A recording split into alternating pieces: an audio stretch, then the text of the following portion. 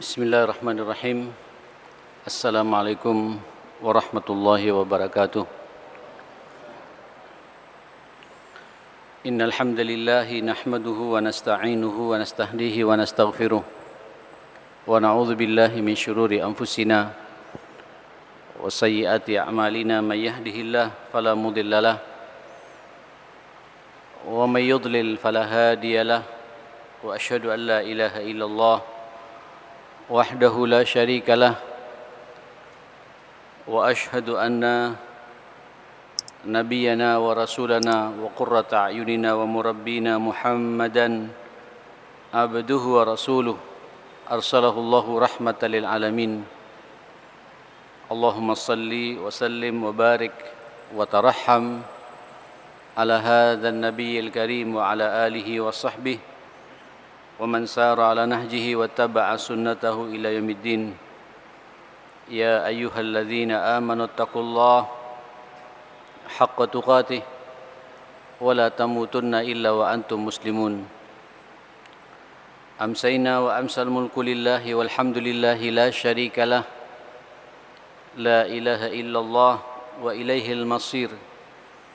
أمسينا على فطرة الإسلام وكلمة الإخلاص وعلى دين نبينا محمد صلى الله عليه وسلم وعلى ملة أبينا إبراهيم حنيفا وما كان من المشركين. اللهم إن هذا إقبال ليلك وإدبار نهارك وأصوات دعاتك فاغفر لنا جميعا يا رب العالمين. اللهم إنا نسألك فهم النبيين وحفظ المرسلين وإلهام الملائكة المقربين. اللهم إنا نعوذ بك من أن نشرك بك شيئا نعلمه ونستغفرك لما لا نعلمه. اللهم إنا نسألك الإخلاص والصدق في القول والعمل. بسم الله توكلت على الله ولا حول ولا قوة إلا بالله. Kita masih bersama dengan Tarbiyatul Aulad. Kita mengkaji, mendalami tentang amanah yang Allah berikan kepada kita, anak-anak kita, putra-putri kita. Bagaimana kita bisa mengantarkan mereka sampai menjadi anak-anak yang saleh dan salihah dengan izin Allah Subhanahu wa taala. Pembahasan kita, jamaah sekalian, sudah sampai kepada pembahasan yang poin yang ketiga, yaitu mas'uliyah at-tarbiyah al-jismiyah atau al-jasadiyah, tanggung jawab pendidikan fisik yang dimiliki oleh anak-anak kita. Dua tanggung jawab sudah kita bahas sebagai murabbi, sebagai orang tua. Bagaimana menanamkan iman, akidah kepada anak-anak kita dari sejak dalam kandungan, ketika lahir, usia mumayyiz, sampai kita antarkan anak menjadi dewasa. Ini panjang lebar kita bahas. Kemudian setelah itu kita poin yang kedua, tanggung jawab moral, akhlak, untuk kita tanamkan kepada anak-anak kita sampai mereka memiliki akhlak yang indah, akhlak yang hasan, yang baik, akhlak yang merupakan intisari Rasulullah sallallahu alaihi wasallam diutus ke dunia ini untuk menyempurnakan akhlak kita semua. Dan ini kita terapkan sejak kecil kepada anak-anak kita. Ini pun juga sudah kita bahas. Tentu yang terakhir kita bahas tentang tanggung jawab pendidikan fisiknya. Apalah artinya anak kita beriman dengan benar, berakidah dengan benar, berakhlak dengan baik, tapi fisiknya lemah, sakit-sakitan. Tidak akan maksimal nanti perkembangan pertumbuhan anak ini ke depan. Nah, oleh karenanya 6 poin sudah kita bahas. Bagaimana kewajiban kita orang tua untuk menafkahi mereka dengan nafkah yang halal, dengan nafkah yang tayyiban. Kulu mimma fil ardi halalan tayyiba. Sekaligus ini memicu kita pada hakikatnya bahwa kita punya tanggung jawab untuk membesarkan anak-anak kita secara fisik. Diberi makan, diberi nafkah lahir dan batin, makanannya dicukupi, minumannya dicukupi, pakaiannya pun juga layak untuk mereka semua. Sebab kalau ini tidak kita lakukan, anak kita jadi sakit. Yang kedua, ini juga sudah kita bahas, kita juga harus mengikuti kaedah-kaedah kesehatan yang perlu kita tanamkan pula kepada anak-anak kita di saat mereka makan, di saat mereka minum, dan di saat mereka sedang istirahat dan tidur. Hadis-hadisnya sudah saya bahas, bagaimana makan yang baik, bagaimana minum yang baik, bagaimana tidur yang baik. Ini sudah kita bahas sampai nanti anak kita jadi sehat dan prima. Kemudian kita juga sudah bahas poin yang ketiga, at-taharruz minal amrad as-sariyah al-ma'diyah. Kita perlu kehati-hatian jangan sampai anak kita kena penyakit yang sangat mudah menimpa, yaitu sakit lambung, diare, dan lain sebagainya, yang kadang-kadang ini cepat menular. Kita juga harus jaga bagaimana ketika ada satu di antara anak kita, namanya perkembangan anak, pergaulannya juga liar biasa, kemudian kena virus atau bakteri di perutnya, kemudian dia muntah, diare, atau penyakit-penyakit menular yang lainnya, kita harus ngawal, jangan sampai kemudian menular pada saudara, kakak dan adiknya yang lain. Kemudian yang keempat, kita juga sudah membahas segera ketika ada fenomena seperti itu, mu'alajatul marda bitadawi, segera diobati, segera datangi dokter yang baik, yang ahlinya. Kalau kemudian dia masih balita, segera temui dokter yang ahlinya, dokter spesialis anak. Anak sehat tapi pucat, anak sehat sepertinya gemuk, lincah, tapi tidak doyan makan. Ini periksa jamaah sekalian.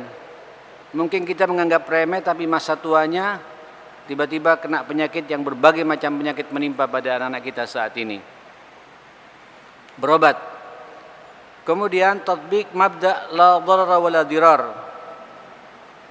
Kita praktekkan pula pada anak kita, anak kita tidak boleh, termasuk kita orang tuanya, tidak boleh terjebak dengan sesuatu yang mencelakakan dan mencelakai orang lain. Kaidah ini kita tanamkan pada anak-anak kita. Kalau sakit, ayo rawat dirinya, kawal, jangan sampai kemudian menular pada saudaranya, apalagi pada temannya, apalagi menyengaja untuk kemudian menular kepada yang lainnya. Kalau sakit mata umpamanya, segera coupling, isolasi anak kita ini, datang ke dokter spesialis mata, dan insya Allah apapun yang kita berikan, yang kita rawat buat mereka itu akan terekam oleh anak-anak kita. Kita juga tidak perlu kemudian memikirkan, kalau memang kita mampu, maksimalkan kemampuan kita.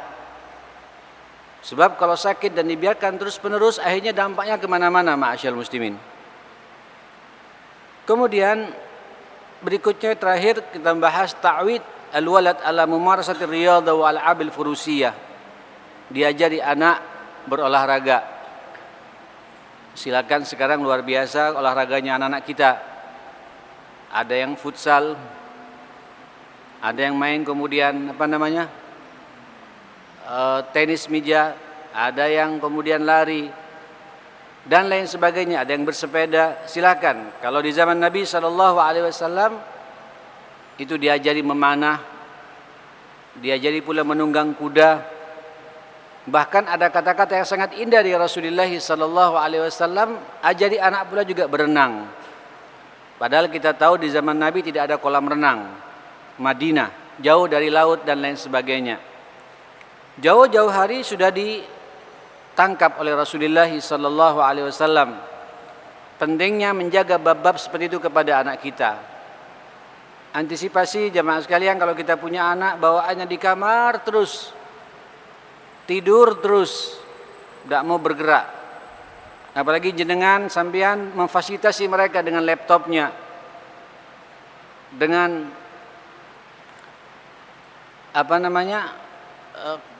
HP-nya, smartphone-nya yang begitu canggih. Kemudian mereka betah tidak mau keluar, bawaannya tidur dan tidur. Akhirnya terbawalah dia dengan penyakit malas untuk bergerak. Nah ini ajari mereka, kenalkan mereka dengan olahraga dan lain sebagainya. Terakhir malam ini saya ingin menyampaikan poin yang ketujuh, yaitu ta'widul waladi ala taqasyufi wa adamil ighraq fit tana'umi. Masya Allah, sebenarnya ini Pak tidak hanya pada anak, termasuk juga kepada kita orang tua.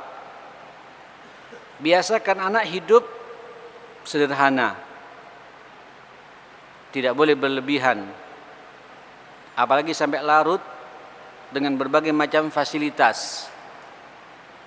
Makan selalu diajak pada makanan-makanan yang berkelas, minum juga begitu, sehingga anak kalau makan di rumah sudah nggak betah lagi, karena terbiasa kita bawa mereka makan di restoran-restoran yang menjadi kebiasaan orang tuanya. Terbawa, akhirnya anak nggak betah di rumah. Anak larut dengan kebiasaan mewah dan berlebihan seperti itu. Rasulullah sallallahu alaihi wasallam mengatakan, "Iyyakum wat-tana'um, fa inna ibadallah laisu bil mutana'imin." Riwayat Ahmad dan Abu Nuaim dari Mu'adz bin Jabal. Rasulullah bersabda, hati-hati kalian larut dengan berbagai macam kenikmatan ini. Makan terus menerus, minum berlebihan, tidak banyak bergerak, karena pada hakikatnya hamba-hamba Allah itu tidak sepantasnya larut dengan berbagai macam kelezatan dan kenikmatan seperti itu. Ajari anak kita hidup sederhana. Bahkan Pak, kalau makan di rumah biasakan jangan semuanya kemudian dikeluarkan semua. Akhirnya dia mengambil dari kebiasaannya, melebihi kapasitasnya. Umpamanya kita punya anak 6 atau 5 atau macam saya 4. Kalau kemudian menggoreng pisang goreng atau mungkin kalau orang sini sambosa atau martabak, kita lihat berapa jumlah orang yang ada di rumah ini jemaah sekalian. Berapa di rumah? Anak 4, ayah dan ibunya jadi 6, pembantunya 1, 7, goreng 7. Jangan menggoreng sampai 15. Akhirnya berlebihan ma'asyal muslimin. Latih anak untuk kemudian terbiasa dengan suasana seperti itu. Makan juga begitu. Bakul nasi yang kita siapkan disesuaikan, Pak. Begitu ngelihat anak kita berlebihan, kasih tahu dia, masih ada adikmu yang belum makan. Cara-cara seperti ini membuat habit bagi yang bersangkutan. Ada tanggung jawab. Selain juga kalau kemudian berlebihan, pasti juga akan berlebihan pula fisik anak itu ma'asyal muslimin, yang akhirnya kalau tidak banyak bergerak, tidak banyak beraktivitas, apa yang terjadi? Penyakit demi penyakit muncul pada anak-anak kita. Ini semua bagian daripada mas'uliyah at-tarbiyah al-jasadiyah, tanggung jawab pendidikan fisik yang perlu kita tanamkan pada anak-anak kita jemaah sekalian. Saudara sekalian rahimakumullah, cukuplah bagi kita teladan bagaimana kehidupan Rasulullah sallallahu alaihi wasallam. Ya memang terkadang anak dibuat sederhana tapi orang tuanya tidak sederhana. Repot juga ini jemaah sekalian. Kitanya berlebihan makan. Yang repot kita juga berebut dengan anak. Ada itu Pak. Orang tua berebut dengan anaknya. Ini tidak sehat. Ini kurang baik. Andai kata anak mengalah, tapi juga akan terpatri Pak di benak anak kita. Begitu dulu orang tua saya mendidik saya, kalau makan kita harus lebih banyak daripada anaknya sendiri. Padahal kita ini ma'asyal muslimin, orang tua ini, sampean bisa tahulah, merasakan, terutama yang kepala 5, kepala 6 ini Pak, tidak bisa lagi makan berlebihan. Lebih sedikit kenyangnya tidak karuan Pak, tidak enak. Seharusnya sampean konsultasi Pak dengan ahli gizi itu. Berapa sih kebutuhan kita dengan berat badan seperti ini, umur seperti ini, pasnya berapa kita makan ini? Berapa kebutuhan karbohidrat yang perlu masuk kepada kita? Kalorinya, proteinnya, segala macam. Tanyakan, ujung-ujungnya Pak sedikit pada hakikatnya. Karena ini Pak sudah nggak siap lagi untuk kemudian mengolah. Tapi karena tamak dan ketamakan kita itu dilihat oleh anak-anak kita dan dicontoh nanti pula oleh anak-anak kita, jamaah sekalian. Ada juga Pak orang, karena mungkin dulu masa mudanya kita ini sangat sederhana, kemudian diberi oleh Allah kecukupan rezeki. Kadang muncul Pak perasaan jangan sampai apa yang menimpa kepada saya menimpa juga pada anak saya gitu. Sehingga anak diumbar, jamaah sekalian gitu. Makan, mumpung ada. Dulu abi, dulu papa, dulu ayah tidak seperti ini. Ini juga tidak benar, jamaah sekalian. Akhirnya anak minal mutana'imin, larut dengan berbagai macam ketidaksederhanaan dalam hidup, kepuasan hidup. Sehingga ketika nanti diajak ke rumahnya orang, diundang sama orang, kemudian makanannya tidak sama dengan makan di rumah, banyaknya mengkerut Pak. Cemberut, jamaah sekalian. Apalagi kemudian seleranya juga nggak sesuai Pak, tidak menunjukkan akhlak yang baik ketika dia bertamu. Kenapa? Karena kebiasaan kita menanamkan sifat taqasyuf wa adamul wal ighraq fit tana'um, jamaah sekalian. Dibiasakan anak larut dengan berbagai macam nikmat-nikmat seperti itu. Saudara sekalian rahimakumullah, kawal Pak anak-anak kita. Biasakan kita hidup sederhana. Ya. Ini saya sering mendapatkan contoh-contoh di lapangan banyak dari anak-anak kita yang merasa ya sudahlah Ustaz, kita jangan sampai terjadi pada anak kita. Allah telah memberikan karunia. Iya boleh, wa amma bi ni'mati rabbika fahaddits, tapi jangan sampai mencelakakan anak kita. Masa Pak HP anak masih belum balik, usia masih 10 tahun diberikan HP paling kelas Pak. Ya. Kalau sampean lihat HP yang harganya sampai 22 juta. HP Pak 22 juta. Emang anak kita bisa tak kemudian browsing kemana-mana? Ya wallahualam mungkin juga bisa barangkali ya, saya nggak tahu. Ini HP-nya Pak. Naik mobil, milih Pak. Nggak mau mobil yang kecil, mau mobil yang besar. Dan lain sebagainya. Hanya larut Pak dengan suasana seperti itu. Lama-kelamaan menjadi habit Pak. Sombong. Akhlaknya pun tidak baik, tidak punya kepekaan kepada orang di bawahnya nanti, jamaah sekalian. Oke. Yang kemudian berikutnya ternyata ada lagi satu yang ke-8, ta'widul waladi ala hayatil jiddi warrujulati wal ibti'adi anit tarahi wal muyu'ati wal inhilali. Biasakan anak pula hidup yang penuh semangat Pak, penuh kesungguhan. Warujulah, kalau laki-laki tunjukkan kelaki-lakiannya, ya.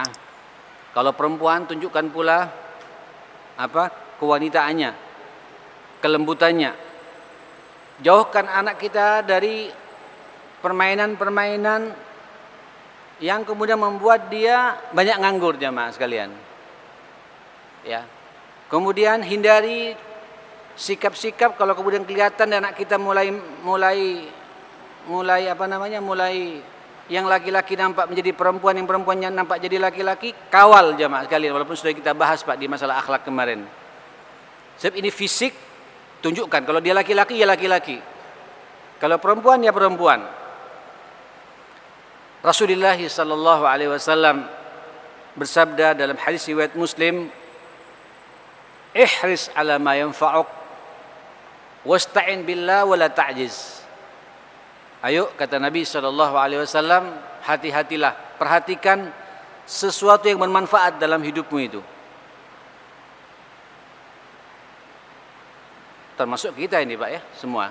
Tidak hanya orang tua, tidak hanya anak jamaah sekalian. Termasuk kita orang tua Pak. Tunjukkan kita di rumah bahwa kita ini semua waktu yang kita punya ini bermanfaat buat anak-anak kita. Pak, kalau pas lagi nganggur seperti ini, suasana libur panjang seperti ini, ajak anak kita itu beli buku, ke toko-toko buku. Di sini banyak toko buku-buku jamaah sekalian. Ya, biar dia milih sesuai dengan kehendaknya. Yang penting sampean setelah mau bayar lihat buku apa ini, manfaat tidak buat dia untuk dia baca. Kawal itu. Dan tentu kita di rumah juga tunjukkan bahwa kita juga hobi baca. Hobi mutalaah. Waktu yang kita punya tidak akan terbuang percuma. Tidur juga bawaannya orang tua ini repot juga Pak. Tiap hari habis subuh tidur, kemudian bangun nanti jam 10. Anak niru juga jam 10, bangun jam 10 juga jamaah sekalian. Abi juga begitu, Umi juga begitu, ayah juga begitu, ibu juga begitu. Ditiru pula oleh anaknya jamaah sekalian. Manfaatkan Pak, tunjukkan semangat hidup. Ini hidup ke depan penuh tantangan. Ya, semangat kerja kita bagi orang tua tunjukkan pula pada anak kita. Nanti mamanya Pak nyemangati pada, coba lihat tuh orang tuamu, abimu, ayahmu, papamu. Pagi-pagi sudah keluar, ini semua untuk kamu nak. Kok kamu di sini santai-santai? Ayo belajar yang serius dan lain sebagainya. Warujulah, tunjukkan kelaki-lakian dia. Ini Pak kelihatan Pak, anak sejak kecil udah kelihatan Pak. Dan kita harus kawal itu Pak. Kalau anak ini SD udah kelihatan Pak, tampilan kita tidak bisa membohongi diri kita. Ya, kalau sudah mulai nampak muyulnya, muyuahnya, inhilalnya, kewanita-wanitaan, yang wanita ketomboy-tomboyan, nah ini kawal Pak. Sampai dia menjadi laki-laki, ya pertumbuhannya sehat, normal, dan nanti dia pede Pak bergaul di lapangan dengan sahabat-sahabatnya. Kenapa? Tampilan fisiknya pun juga begitu, ma'asyiral muslimin. Wasta'in billah. Setelah kita ihris ala ma yanfa'uk, tawakal kepada Allah, berlindunglah kepada Allah Subhanahu wa taala. Tapi juga jangan melampaui batas, jangan berlebihan pula Pak. Bekerja terus sampai nanti hak-hak berjumpa dengan istri dengan anak tidak ketemu. Nanti anak juga begitu Pak. Asik berorganisasi, organisasi kemudian enggak pernah pulang ke rumah Pak. Asik dengan temannya. Ya, satu sisi kita bangga, pergaulannya bagus, tapi nanti hak-hak keluarga tidak jalan. Sampai dengan kakak adiknya tidak pernah jumpa, Pak, tidak pernah komunikasi. Saya bicara begini, ini pengalaman-pengalaman hidup semua jamaah sekalian. Ya, nah hati-hati Pak, saya tidak pingin anak-anak kita ini ada gap antara kakak dengan adiknya. Karena kita tidak dari awal tidak mengawalnya mereka. Wala ta'jiz, jangan melampaui batas. Ya, ada organisasi, tapi kau juga punya kewajiban berjumpa dengan orang tuamu.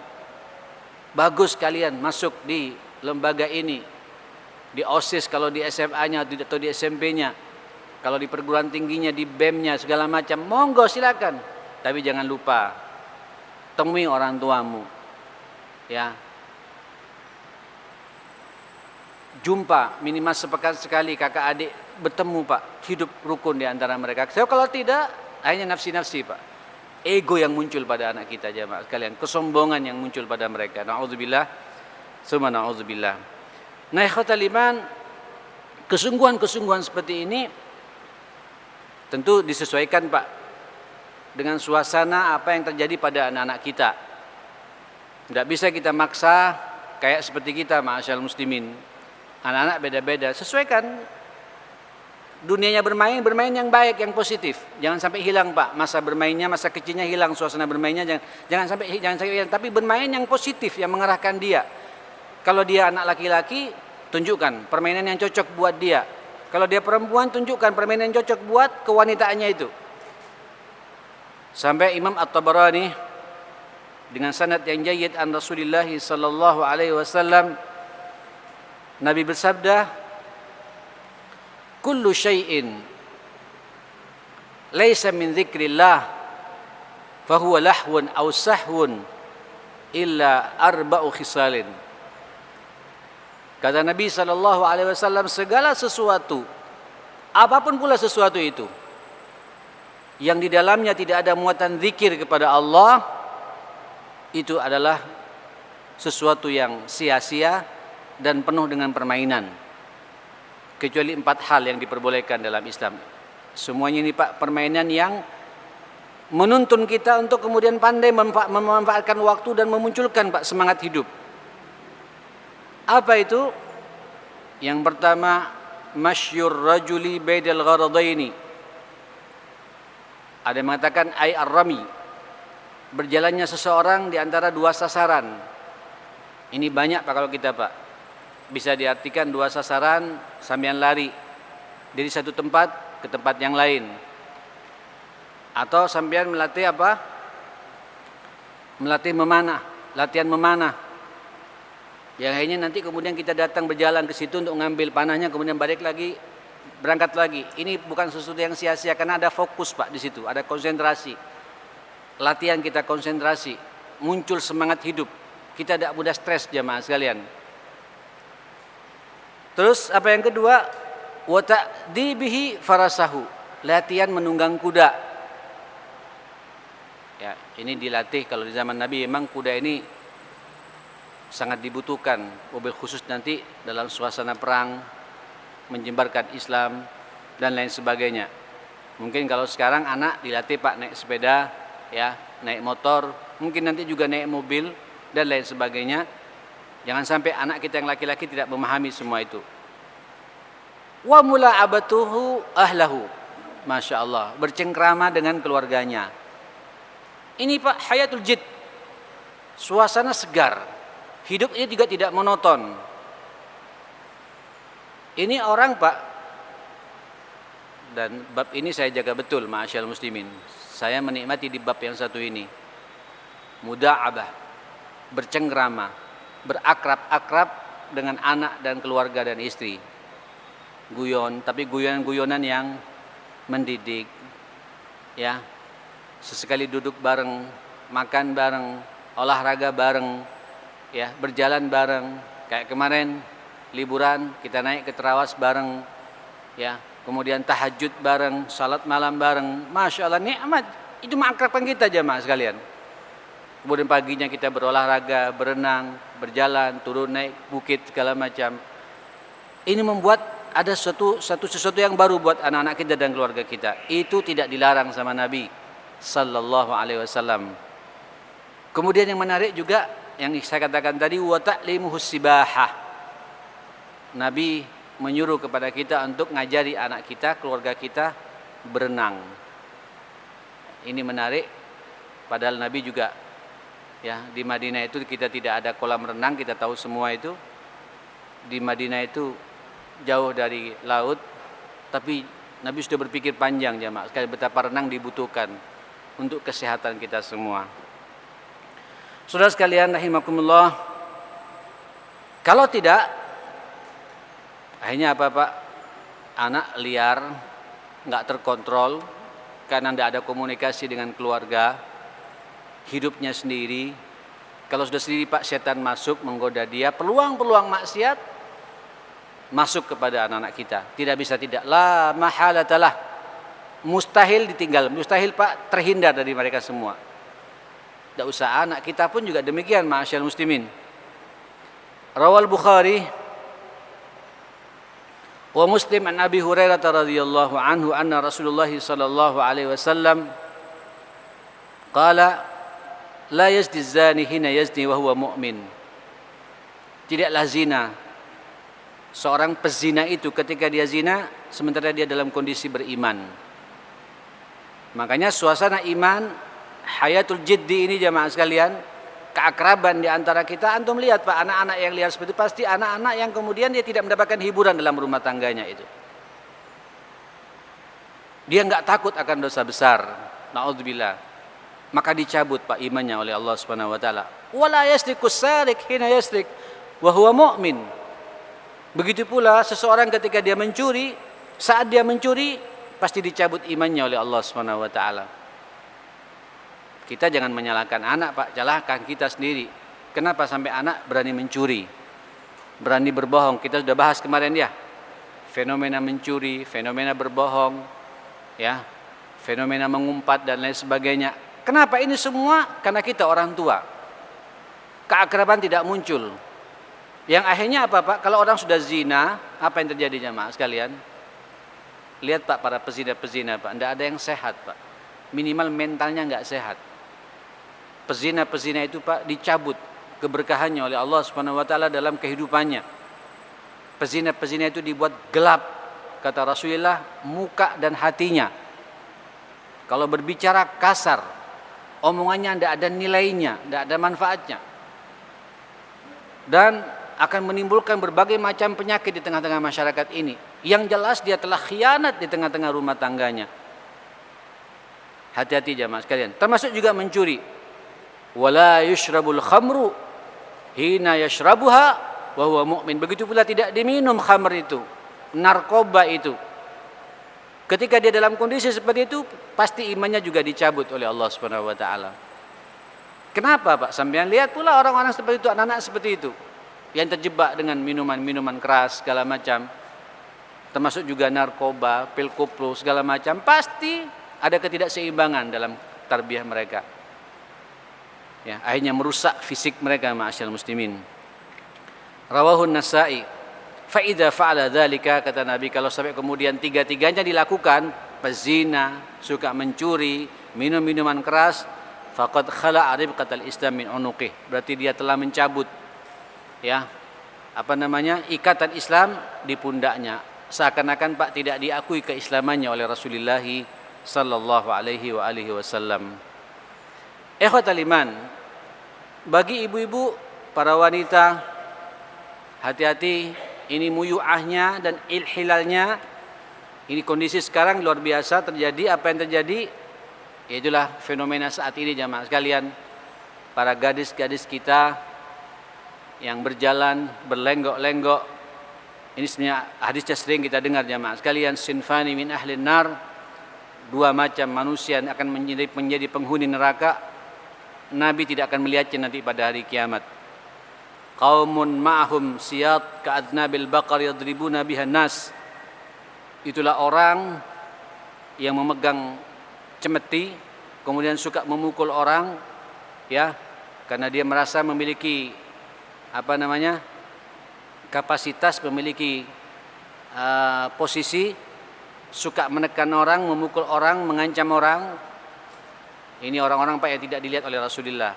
Tentu yang kita bahas pada saat ini, apa itu? Wanisaun kasiyatun ariyat mumilat ma'ilat.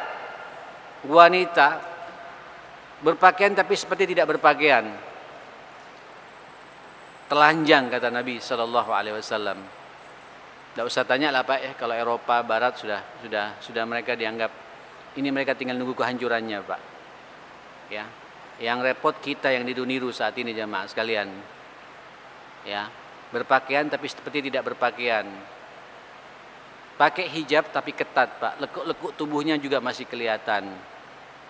Ya, bercelana tapi celananya ketat Pak, sehingga setiap orang ngelihat dari belakang terbayang Pak, menghayal.